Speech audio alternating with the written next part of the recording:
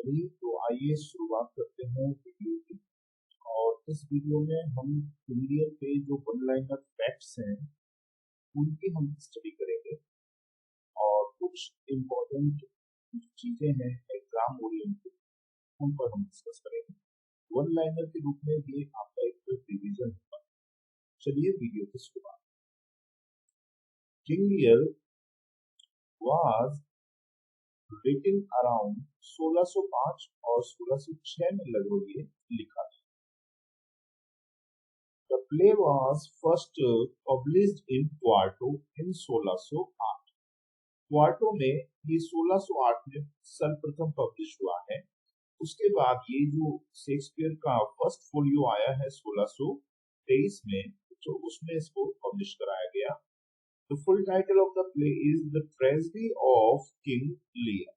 यहाँ पर ध्यान रखना है आप लोगों को कि जो किंग है, जो राजा है, उसका नाम लियर है। क्या नाम है? लियर। पूरा उसको बोला जाता है King लियर। It is a tragedy of suffering and moral vision. यह क्या है? एक प्रकार की ट्रेजेडी है। आपको मालूम है शेक्सपियर की वर्ल्ड फेमस जो ट्रेजेडीज है उनमें से एक है ट्रेजेडी ऑफ सफरिंग, इसको कहा जाता है।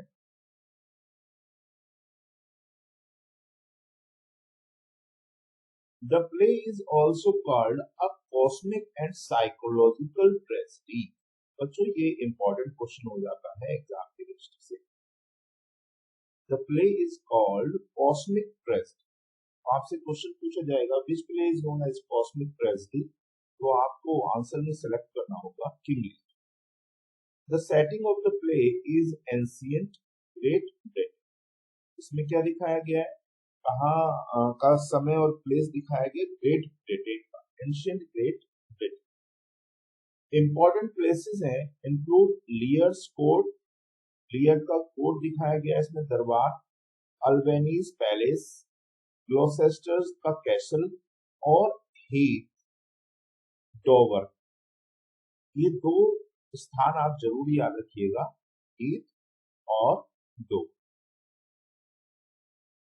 इसके बाद अगले हम पॉइंट पर चलते हैं, किंग लियर। देखो बच्चों, आपको कैरेक्टर्स के बारे में जरूर पता होना चाहिए, तो इस वीडियो में मैंने कैरेक्टर्स की जो इम्पोर्टेंट कैरेक्टर्स हैं उनको ऐड ऑन किया है। सबसे पहले आप किंग लियर के बारे में जान लेते हैं।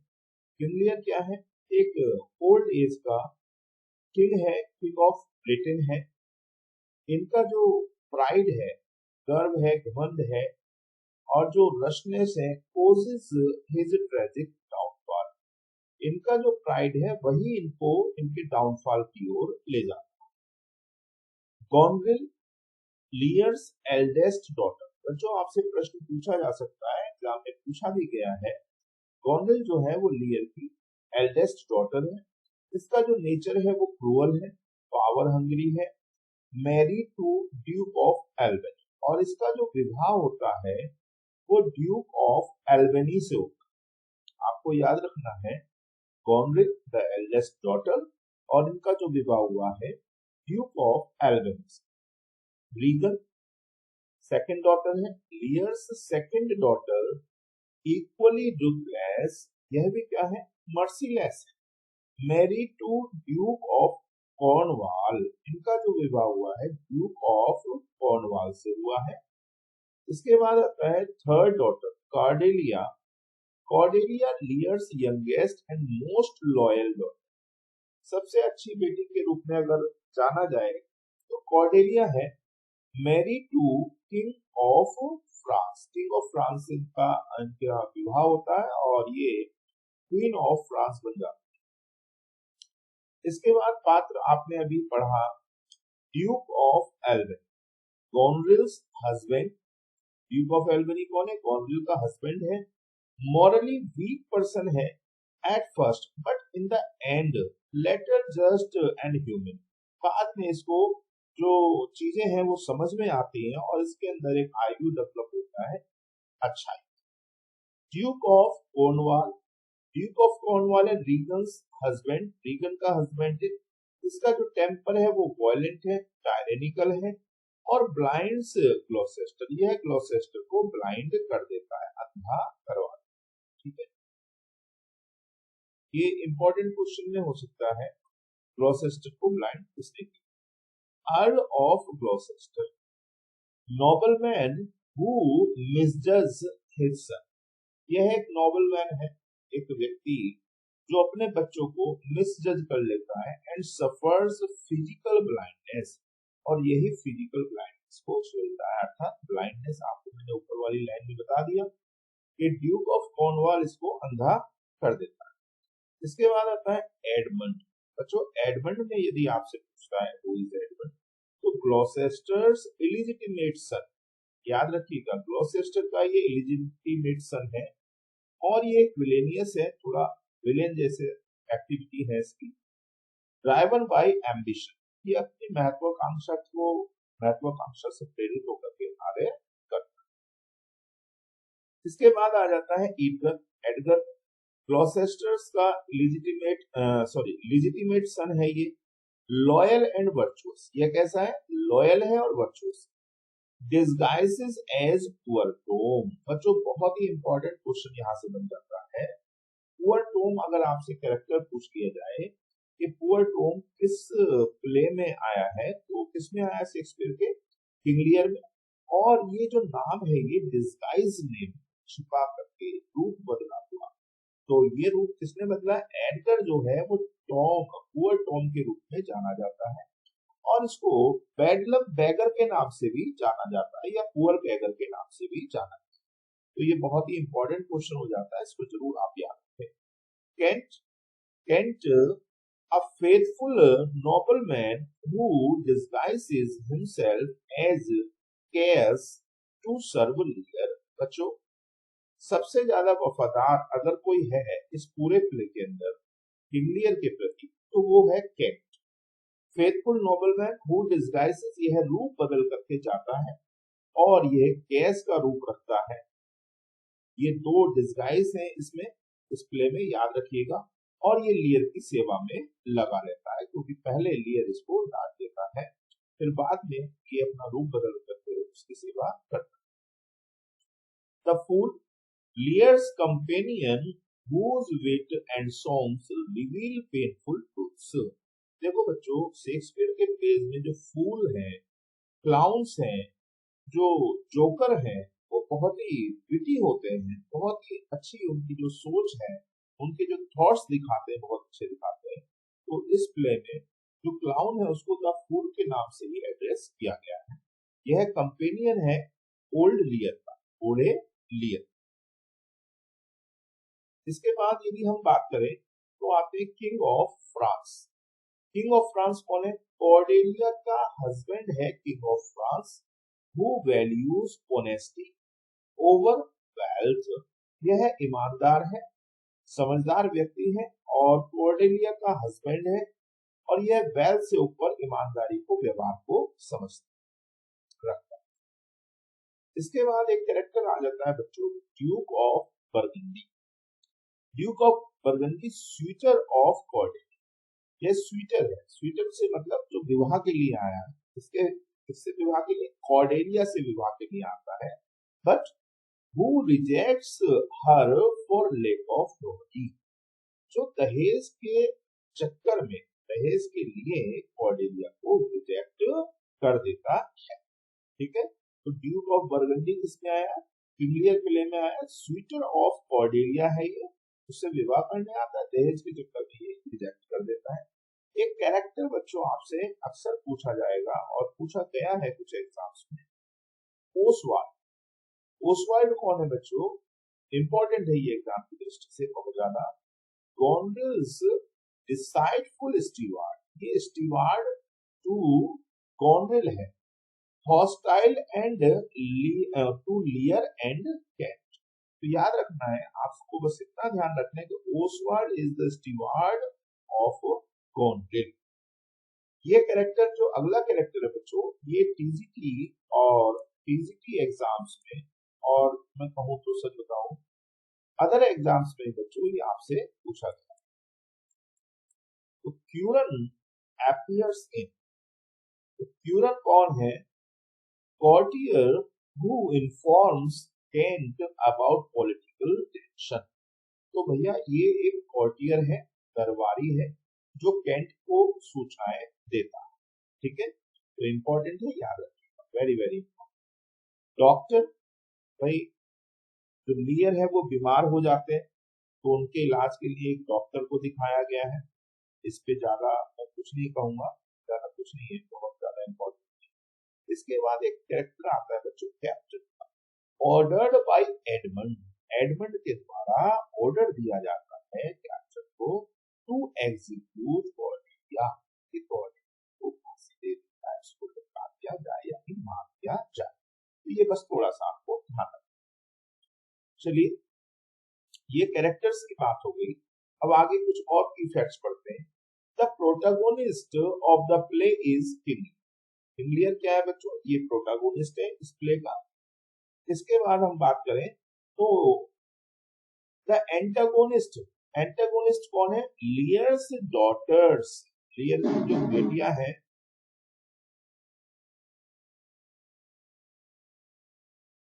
तो बच्चों जो एंटागोनिस्ट है वो लियर की डॉटर्स हैं, गोनरिल एंड रीग, और एक है इसमें एडमंड। अगला 27 नंबर का पॉइंट है विलेन ऑफ द प्ले। भाई विलेन कौन है इसमें? एक्चुअली तो ये तीनों जो हैं, गोनरिल, रीगन और एडमंड, ये तीनों ही विलेन का रोल प्ले करते हैं। लेकिन अगर इसमें देखा जाए तो सबसे ज्यादा आता है एडमंड, और उसके बाद गोनरिल, रीगन। फिर बात करते हैं हीरोइन की। हीरोइन कौन है? हीरोइन है इसकी कॉर्डेलिया, क्योंकि ये सारी कहानी जो है वैसे तो राजा लियर के इर्द गिर्द घूमती है, लेकिन लियर के बाद अगर कोई सबसे ज्यादा फेमस कैरेक्टर है इसमें तो वो है कॉर्डेलिया। लियर्स ट्रेजिक प्ला, बच्चों बहुत इंपॉर्टेंट है, हर प्ले का जो ट्रेजेडी है उसका ट्रेजिक प्ला आपको पता होना चाहिए।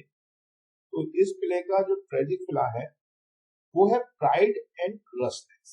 याद रखिएगा, प्राइड, एक्सेसिव प्राइड आ सकता है, बहुत ही इंपॉर्टेंट क्वेश्चन है एग्जाम की दृष्टि से। ग्लॉसेस्टर्स ट्रेजिक प्ला, अब इसमें जो दूसरा इंपॉर्टेंट कैरेक्टर है ग्लॉसेस्टर, उसका क्या ट्रेजिक प्ला है? देखो बच्चों, ट्रेजिक प्ला हर किसी कैरेक्टर का पात्र का अलग अलग हो सकता है, क्योंकि किसी भी कैरेक्टर में पाई जाने वाली उसकी भावनात्मक कमी जो उसको डाउनफॉल की ओर ले जाती है वो ट्रेजिक कहलाती है। तो क्या है? क्रेजुअलिटी है, आंसू विश्वासी है, ये कच्चे कान का जिसे बोलते हैं, और मॉरल ब्लाइंडनेस, नैतिक रूप से भी ये ब्लाइंड है और नेचुरली भी ब्लाइंड हो गया। अब आते हैं बच्चों, ये मोस्ट इंपॉर्टेंट चीजें हैं जो यहाँ आप पढ़ेंगे। लव टेस्ट सीन, आपसे पूछा जाएगा लव टेस्ट सीन किसमें आया है? तो लव टेस्ट सीन जो है वो किंग लियर में आया है, act first scene first. Act first scene first तो याद रखें या ना रखें मैं नहीं कह सकता, आपके ऊपर है, लेकिन ये जरूर याद रखिएगा कि लव टेस्ट सीन किसमें आया है? किंग लियर। क्या है बच्चों? ये अपनी तीनों बेटी के पास जाता है, उनसे प्रश्न पूछता है कि तुम में से मुझे कौन सबसे ज्यादा प्रेम करता है, इसी को लव टेस्ट सीन कहा।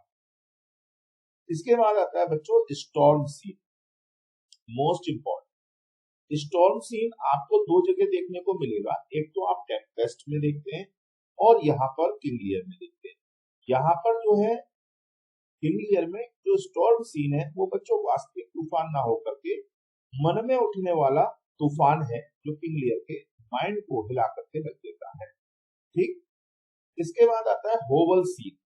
बच्चों जब किंग लियर की संपत्ति नष्ट हो जाती है, उसकी लड़कियां संपत्ति ले लेती है, उसको निकाल दिया जाता है, तो किंग लियर उस समय के लिए केंट के कहने पर एक झोपड़ी में जाकर के रहता है। होवल का मीन्स होता है झोपड़ी, झोपड़ी में जाकर के रहता है, और तब उसे अपनी गलतियों का एहसास होता है।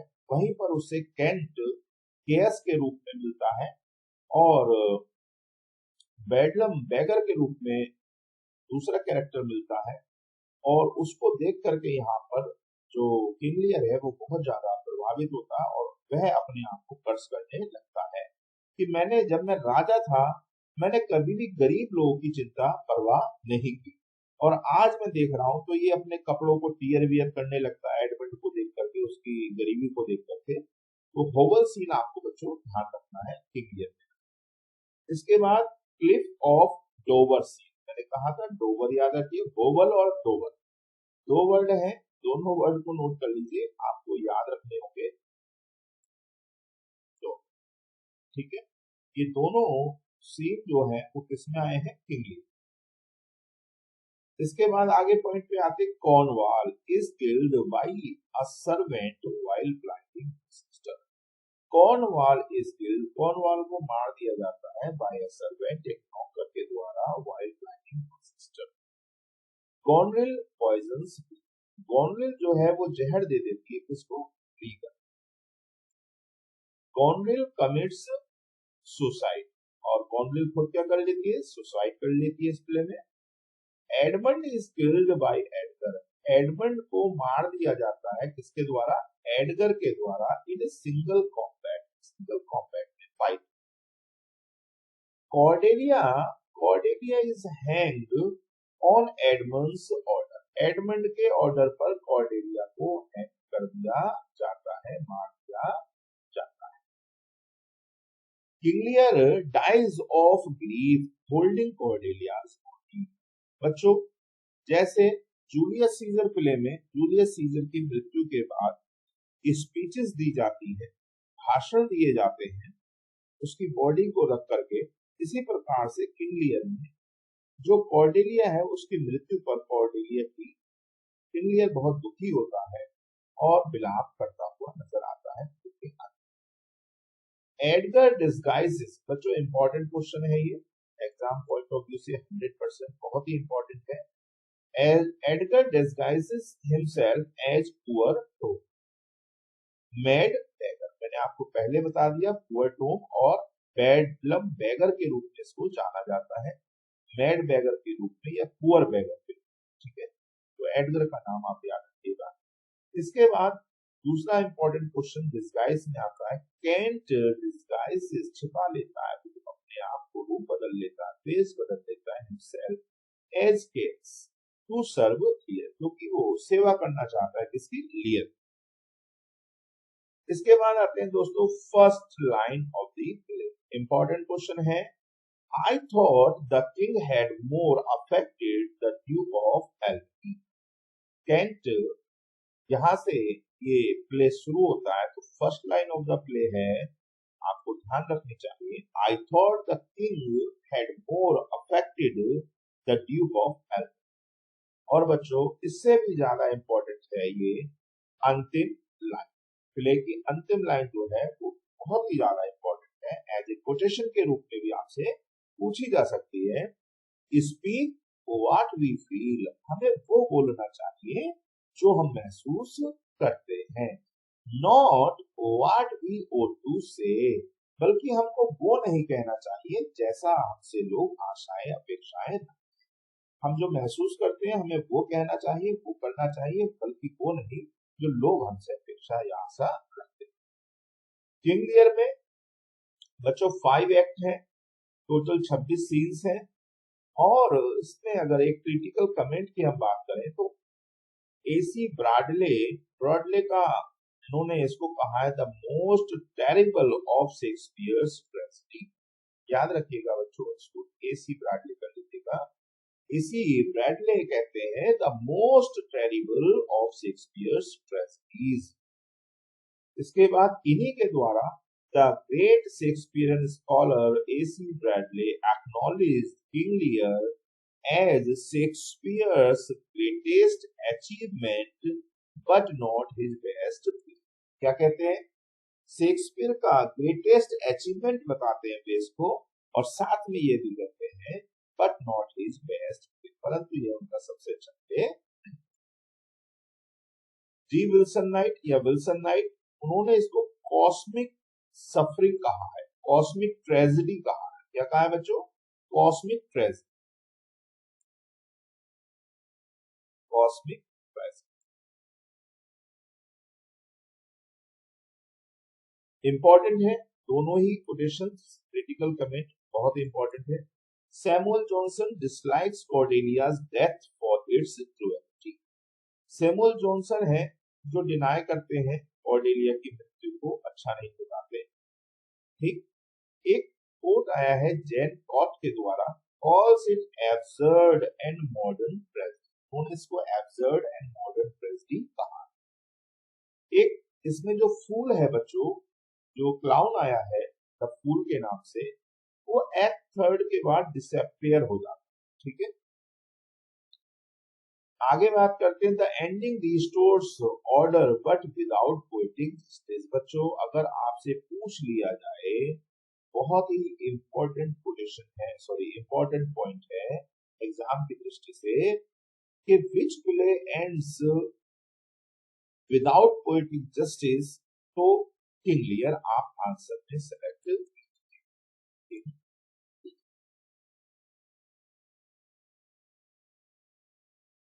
इसके बाद बच्चों कुछ इंपॉर्टेंट कोटेशंस हैं जो मैं आपको बताना चाहता हूं, इंपॉर्टेंट है एग्जाम की दृष्टि से। सबसे पहली कोटेशन आती है, nothing can come of nothing, speak again. Clear कहता है, पहले कॉर्डेलिया क्या करती है, वो डिनाई कर देती है, नथिंग कहती है, उसके रिप्लाई में नथिंग, क्लियर कहता है, nothing can come of nothing, speak again, दोबारा से।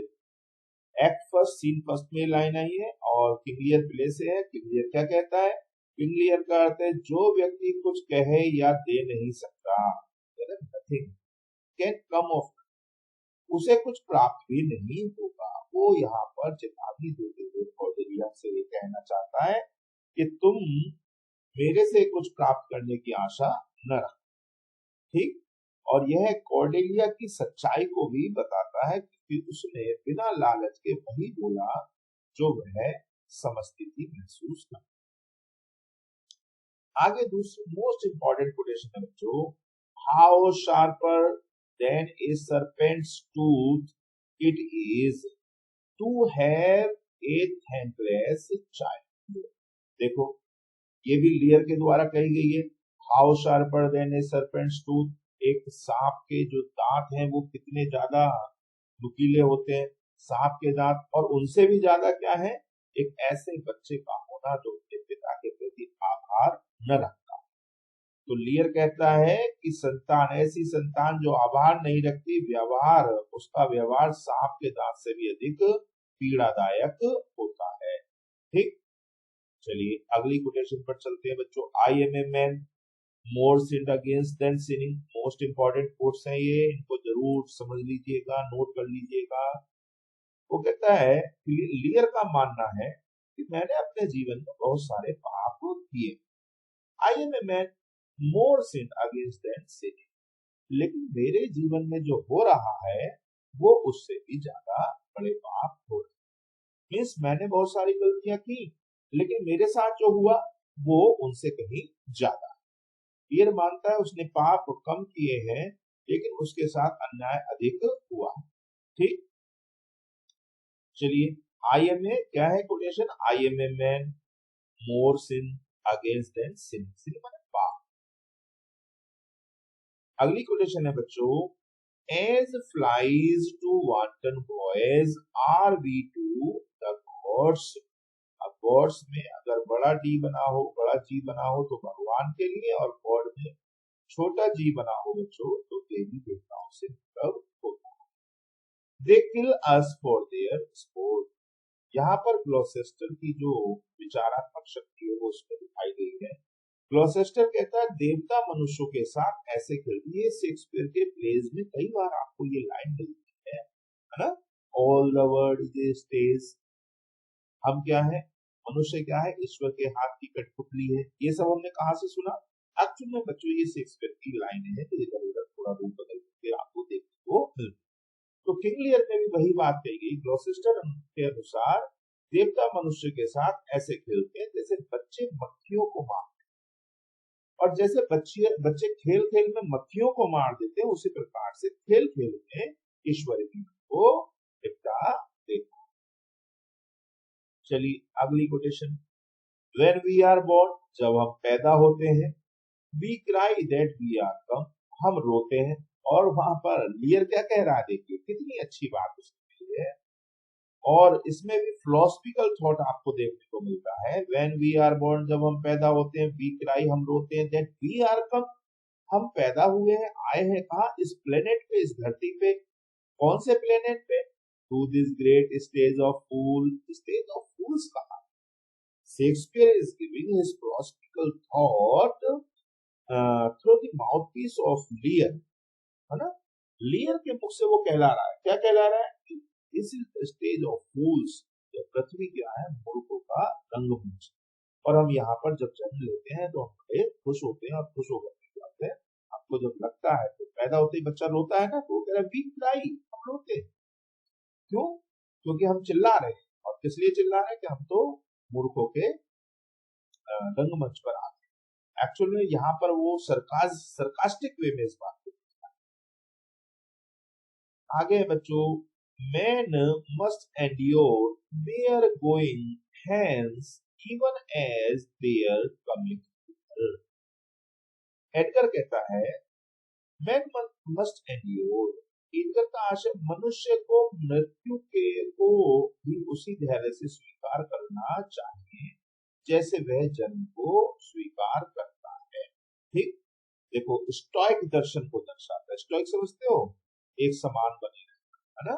तो कहता है man must endure their going hence, यहाँ से जाना, even as their coming here, और यहाँ पर आना। ये दोनों ही चीजें, यानी मृत्यु होना और जन्म लेना, इन दोनों ही चीजों को हमें समानता की दृष्टि से धैर्य के साथ स्वीकार करना चाहिए। न सुख में, एक्चुअली यहाँ पर बच्चों बौद्ध दर्शन देखने को मिलता है। हाँ? मैं इसको कनेक्ट कर रहा हूँ बस, क्योंकि मेरी एक्सप्लेनेशन सिर्फ कनेक्शन के लिए है। बौद्ध दर्शन में मध्यम प्रतिपदा का माल दिया गया। भैया बच्चा पैदा हो जाए तो बहुत ज्यादा ढोल नगाड़े ना बजाओ, और अगर कोई मर जाए तो इतना शोक ना करो कि जो सामाजिक व्यवस्था है उसका ढांचा बिगड़ जाए। चलिए आगे बात करते हैं। Why should a dog, a horse, a rat have life and thou no breath at all? यहाँ पर देखिए क्या कहा गया। Why should a dog? अरे एक कुत्ता तो जीवित है, एक हॉर्स वो भी जीवित है, एक रैट हैव लाइफ, यानी कि clearly the clear is expressing his sorrow for the death of Cordelia, beloved daughter। The end of the play वो beloved daughter को गई है। हालांकि शुरू में बहुत नाराज हुआ कि भाई तुम मुझे प्रेम नहीं करती हो, तो बेचारे ने, अब तो मैं बेचारा कह रहा हूँ, एक्चुअल में उस समय तो ये बहुत ज्यादा प्राइडफुल थे, है ना, गर्व थे। And thou no breath at all, और अब तुम विश्वास, बोले पशु जिंदा है परंतु पिता, ठीक, याद रखिएगा। Why should a dog, a horse, a rat have life and thou कहा गया बच्चों, God is at your call। ये लाइन फिर से आ गई है बच्चों। Speak what we feel, not what we ought to say। हमको वही कहना चाहिए जो हम महसूस करते हैं, वो नहीं कहना चाहिए जो हमसे लोग अपेक्षा करते हैं। अगली इंपॉर्टेंट कोटेशन है बच्चों, the art of our necessities is strange that can make wild things precious. बच्चों ये जितनी भी चीजें मैं आपको पढ़ा रहा हूँ इम्पोर्टेंट, आप अगर कुछ भी नहीं कर पा रहे हैं तो कम से कम इतना तो आपको तैयार करना होगा। इम्पोर्टेंट कोर्स आपको जरूर पढ़नी चाहिए, और मैं अपनी तरफ से पूरी ये कोशिश करता हूँ कि आपको अच्छी से अच्छी चीज प्रोवाइड कर सकूं। यदि आप इस पर्टिकुलर विषय पर वीडियो चाहते हैं तो उसके लिए भी आप कमेंट बॉक्स में बता सकते हैं, और ये भी जरूर बताएं कमेंट करके कि आपको वीडियो कैसा लगा। The art of our necessity is strength that can make wild things yes। देखो बच्चों इतनी सुंदर बात है, और आप अगर इसको समझे तो ये हम सभी के जीवन में, जब हमारे पास अत्यधिक चीजें होती हैं, धन होता है, तो हम उसकी बर्बादी करते चले जाते हैं। लेकिन जब हमारे पास समय खराब आता है तो हम वही चीजों को सजो करके डब्बे में बंद करके रखते हैं। तो यहाँ पर भी एक फिलोसफिकल थॉट शेक्सपियर के द्वारा हमको देखने को मिलता है। क्या? कठिन परिस्थितियां हमें साधारण तथा तुच्छ वस्तुओं को भी मूल्यवान बनाना सीखा। जब आपके पास 1000 रुपए होते हैं, आप 1000 रुपए उड़ा देते हैं, लेकिन जब आपके पास 100 रुपए होते हैं तो आप उसको, उसकी कीमत को वास्तव में समझते हैं। ठीक, ध्यान रखिएगा, आर्ट ऑफ अवर नेसेसिटी, आवश्यकता, नेसेसिटी का मतलब आवश्यकता, स्ट्रेंथ, आवश्यकता बड़ी ही स्ट्रेंज होती है, उसकी कला बड़ी विचित्र होती है। वे खराब समय में जो खराब चीजें, कुछ पैटी थिंग्स है, उनको भी मूल्यवान बना। इसके बाद बच्चों दो शब्दों को जरूर याद रखिएगा, ये भी कोटेशन है एक्चुअली। अनएकोमोडेटेड मैन, ये किप्लियर ने कहा है होवल सीन जब चल रहा था, तो उसने जब बेडलम बेगर की स्थिति को देखा, अपनी स्थिति को देखा, और केस यानी केंट की स्थिति को देखा, तो बच्चों उसका जो अपने ऊपर आत्म विश्लेषण था, उससे वो समझ गया कि मानवता में दुख ही दुख है ना। जैसे कि अगर मैं इसको कंपेयर करूं बच्चों, तो इस प्ले का पूरा जो सिस्टमेटिक वे है वो आप समझे कि बौद्ध दर्शन को दर्शाता है। महात्मा बुद्ध के जीवन में भी यही, उन्होंने देखा कि सब तरफ परेशानियां ही परेशानियां, तो अल्टीमेटली लाइफ में है क्या, दुखी। तो यहाँ पर लियर भी कहता है अनएकोमोडेटेड मैन, लियर के अनुसार मनुष्य मूल रूप से कमजोर, असहाय और प्रकृति के सामने है ना, प्रकृति हमें जैसे चाहती है वैसे नहीं।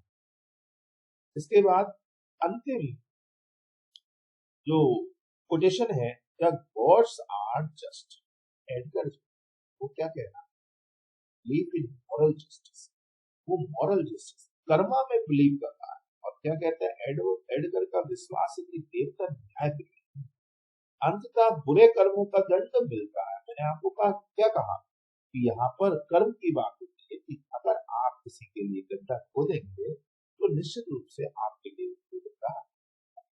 यह नैतिक न्याय और आस्था को दर्शाता है। तो प्यारे बच्चों, मुझे यही आशा है कि आपको ये वीडियो पसंद आया हो, और कमेंट करना जरूर याद रखें। किस टॉपिक पर आपको वीडियो चाहिए वो आप मुझे बता सकते हैं। और यदि आपने प्यारे चैनल को सब्सक्राइब नहीं किया तो आप प्लीज उसको सब्सक्राइब करें। धन्यवाद, थैंक यू सो मच।